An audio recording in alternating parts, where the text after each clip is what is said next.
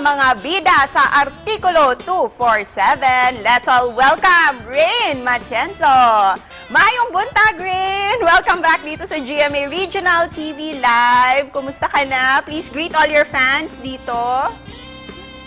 Hello po, maayong buntag, Miss Cecil, and sa lahat ng kapuso natin sa Central and Eastern Visayas. It's good to be back! And of course, Rain, a few weeks ago, andito ka din sa Cebu, di ba? For the GMA Regional TV Masterclass Series. How was that experience for you?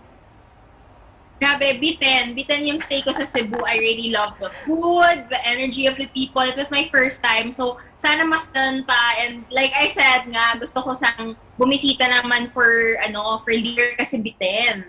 And we're also very happy for you kasi you're now part of Sparkle GMA Artists. May we know kung ano ang naging impact nito, lalong-lalo na sa career mo, Rain? Grabe, talagang nag-transcend yung career ko kasi when I was starting, wala talagang experience sa showbiz, sa acting, and sila talaga yung parang nasa-select nila yung opportunities that are right for me. And of course, may bago kang project dito sa GMA Network. Ayan, can you share to us ano yung magiging role mo dito sa Artikulo 247? Ayan, so for Artikulo 247, ako ay naging best friend ni Jane. Para sa mga sumusubaybay na yon, best friend po ako ni Jane Ramos. And she's very, si Tanya, yun yung name ng character ko, she's very makulit, high energy din. So hindi naman nalalayo to who I am. Pero yun, very fiercely loyal talaga siya sa best friend niya, sa pamilya ng best friend niya. Talagang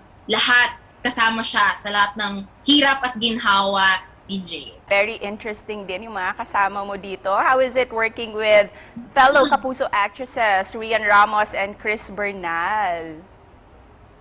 Ay, grabe. Sobrang, when I first entered, grabe yung experience, like, overwhelmed ako kasi syempre these are people na I only ever watched on screen. And of course, now that I get to work with them, it's just a privilege to be able to collaborate with actors who are hasang-hasana. Si Mark, as per usual, sobrang, like, he's just so easy to work with. Ang, like, funny, ganyan.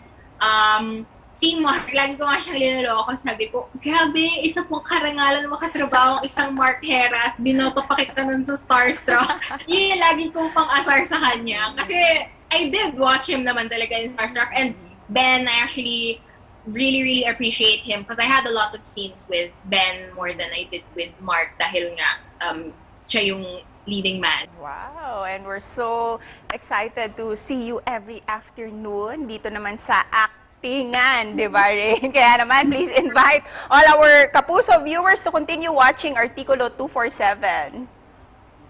Mga Kapuso, continue watching po Artikulo 247 sa GMA Afternoon Premiere after Little Princess. Nako, mas i-intense pa ang mga eksena. Kung nasobrahan na kayo sa intense na mga naunang napanood nyo, mas grabe pa talaga ang mga dadating na eksena in the coming weeks. I'm really excited na masubaybayan nyo pa to. And finally, Rain, since we're celebrating the Women's Month, this month of March, ano naman yung mensahe na gusto mong iparating sa ating mga kapuso?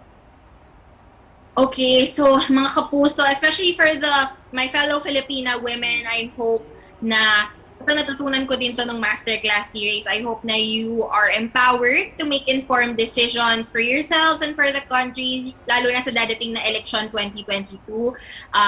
I hope na maging desisyon hindi lang para sa mga sarili natin, kundi para sa mga kababaihan and for the nation ang gagawin natin sa Mayo.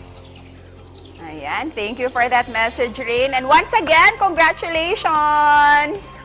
Thank you so much po. Maraming salamat. Thank you, Rain.